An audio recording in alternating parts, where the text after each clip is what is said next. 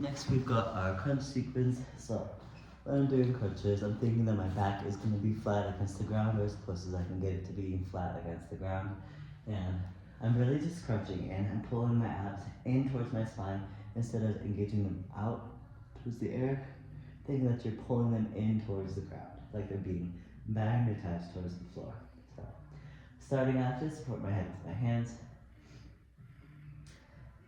We're gonna do some basic ones, so we'll do 8 basic. 8, 7, 6, 5, 4, 3, 2, and 1. Okay, now I'm gonna do opposite, so I'm bringing my elbow towards the opposite knee. We'll start to the right. 1, 2, 3, 4, 5, 6, 7, 8, either side. 1, 2, 3, 4, 5, 6, 7, and 8. Okay. Next, same thing, I'm gonna go flat back. I'm kicking my feet towards the ceiling. I'm flexing my feet so my toes are pointing towards the wall behind me. Trying to keep them straight.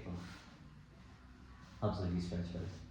And I'm gonna reach up and I'm gonna reach for my toes, thinking more that I'm like crunching again in and down rather than like bending my feet so that I can touch my toes really. That's less important. Still do 8 of those. 8, 7, 6, 5, 4, 3, 2, and 1. Okay. And if you're following along here, pause the video, start the crunch progression again. Do it at least 1 more time through, or maybe 2 times through. Next, we've got our side planks. So, coming to side plank, I'm gonna start on my elbow. You can come up to your hand later, but we're gonna start here. I have bottom leg out, I'm on the outside of my foot. Top leg is gonna come over. From here, I'm making sure that my shoulder is locked down. I'm gonna reach my hand up towards the ceiling and lift my hips. If this is feeling comfy, bring your top leg on top of the bottom leg. Yeah, and lowering down. Good, now repeat it just like that, or if that was not feeling hard enough, you can come up onto your hand.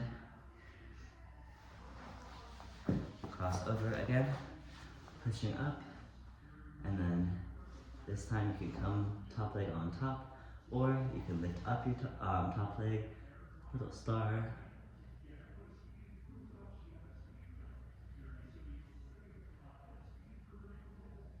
Good, and coming down. And then I'm gonna repeat on the other side. Crossing your top leg over, shoulder is down, reaching up.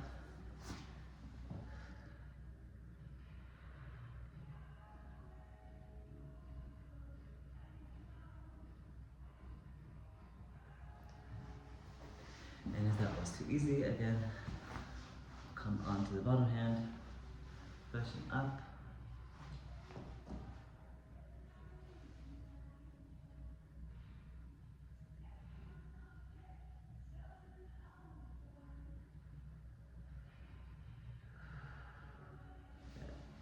And coming down. Alright, and you can repeat both sides.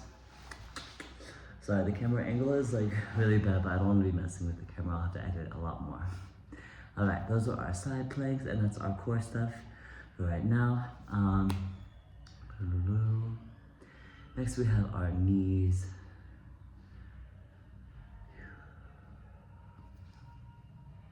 Yeah. So, a common injury for dancers is that we'll get like pain around the knee. Obviously, like landing on your knee will cause injuries as well. Overusing, like just force to your knee, fall like incorrectly doing a come down, or if you just like make a mistake and hurt yourself. But other than like directly hitting your knee on like the floor or other things, another common injury is incorrectly like engaging your knee, and then when you're doing that repetitively, it's gonna hurt because your knee will like be misaligned.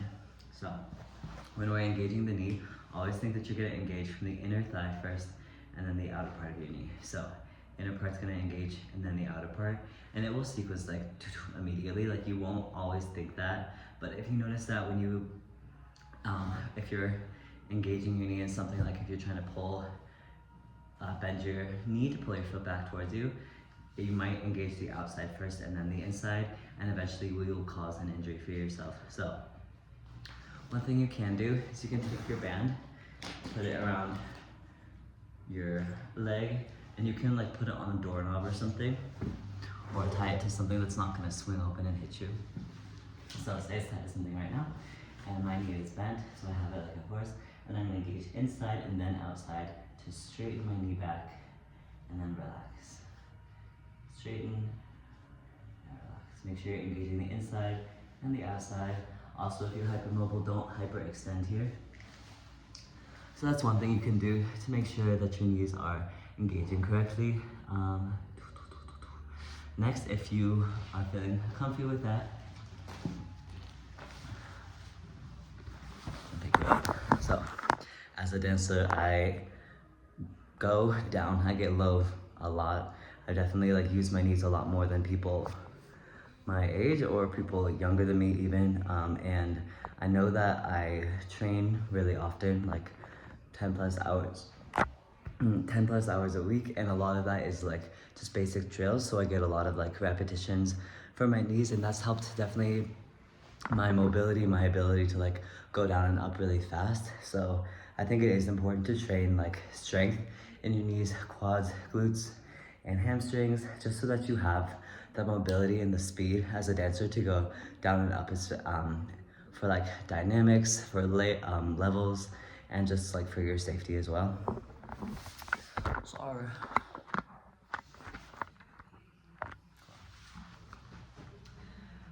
I'm so small in this video. Alright, so I'm gonna do some basic squats, just not weighted. I'm gonna start with my feet. For me, it's most comfy, like a little bit wider than my hips and just slightly turned out, toes slightly turned out. I'm going to engage inner and then outer thighs.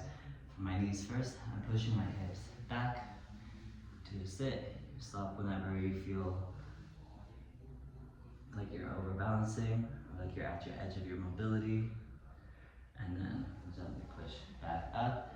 Make sure that you don't release your legs at any moment during that squat. We'll do 2 more.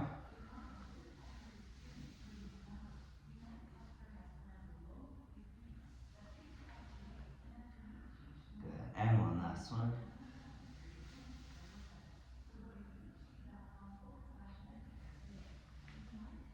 Okay.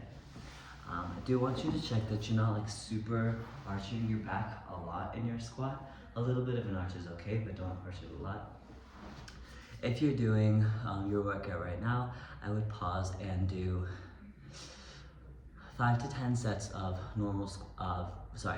3 sets of 5 to 10 squats just like that, and then also holding at the end of your set. Hold down as low as you can for like counting to 8 or so, or you can like pulse really low, counting to 8 or so, just to like make sure you're really engaging at the very end of your mobility, of your range of motion, so that you can use that low squat when you're dancing, not just when you're exercising. So those are our squats. Now we have our glutes sequence. So we did our squats and our squat holds. Now we have like a little floor sequence I like to do on all fours. So we'll do one side and then you can repeat on your own the other side. So starting on my hands and knees, arms are engaged slightly, shoulders are down. I have my knees like a little bit further apart, so I don't want to be like in a tripod with my knee on the ground. I want it to be kind of more open so that I'm using my core, taking myself balanced. I'm gonna kick the heel of my whatever leg I'm going first. Kick that heel up towards the ceiling. Make sure that you don't arch your back, right? We're not doing back stuff, we're just doing glutes. So keep your back flat, kicking my heel up straight towards the ceiling so I can't go any higher. Bring it back down. 7 more. 7 and 6, 5, 4, 3, 2, and last one. Hold. 7, 6, 5, 4, 3, flat back, 2, 1, little kicks, 8, 7, 6, 5, 4, 3, 2, and 1. Knee comes in, lift out to the side. 5 to 6, 4, 3, 2, 1. Hold. 5, 4, 3, 2, 1. Knee to shoulder, foot to butt. 5, 4, 3, 2, and 1. Good. Knee's gonna come down. Resting for a moment here, and then getting into our next rainbows is our last one. My leg's gonna kick out, starting out to the side. I'm on my toe here. I'm gonna lift up again, don't arch your back. Lifting up to the side, picking that hip over, touching your foot down to the other side behind you, lifting up, bring it over. Make sure you're picking it up to the side instead of just going straight back. Pick it up to the side and then come around. That's 2, 3, 4, 5, we're going to 8, 6, 2 more, 7, and last one, 8. Good. After this one, you can stretch backwards.